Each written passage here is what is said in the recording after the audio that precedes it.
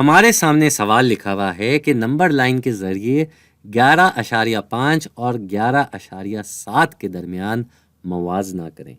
मेरी ख्वाहिश होगी कि आप चाहें तो इस वीडियो को रोक कर ये सवाल खुद हल करने की भी कोशिश कर सकते हैं। खैर, सवाल में हमें कहा गया है नंबर लाइन के ज़रिए हमें मुवाजना करना है, तो क्यों ना हम एक नंबर लाइन अपने सामने ले आएं।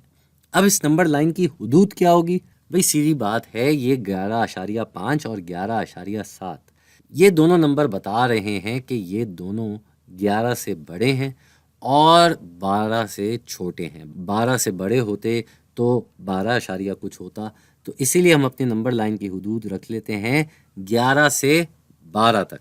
अब ये जो दोनों नंबर हैं, ये आशारिया के बाद 7 लिखा हुआ है, आशारिया के बाद 5 लिखा हुआ है। ये दोनों जो हैं 10वीं की कतार में आते हैं, आशारिया 7 और आशारिया 5।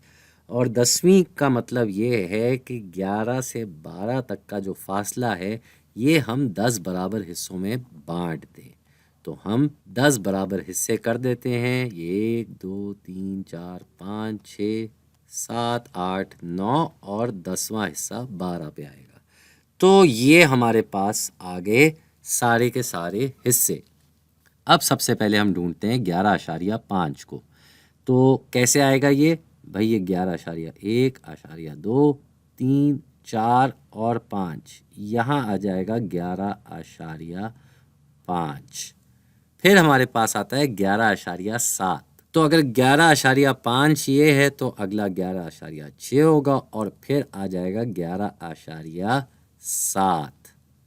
तो नंबर लाइन पे जैसे जैसे हम आगे जाते रहते हैं नंबर बड़ा होता जाता है, लिहाजा ये 11.7 जो है 11.5 से बड़ा है। तो हम यहाँ लिख देते हैं 11.5 और 11.7 और इनमें से कौन सा बड़ा है हम देख चुके हैं। 11.7 बड़ा है क्योंकि ये नंबर लाइन पे बाद में आ रहा है। तो ये भाई इतना ही आसान था। नंबर लाइन के ज़रिए तो हम आराम से समझ जाते हैं कि कौन सा बड़ा है और कौन सा छोटा।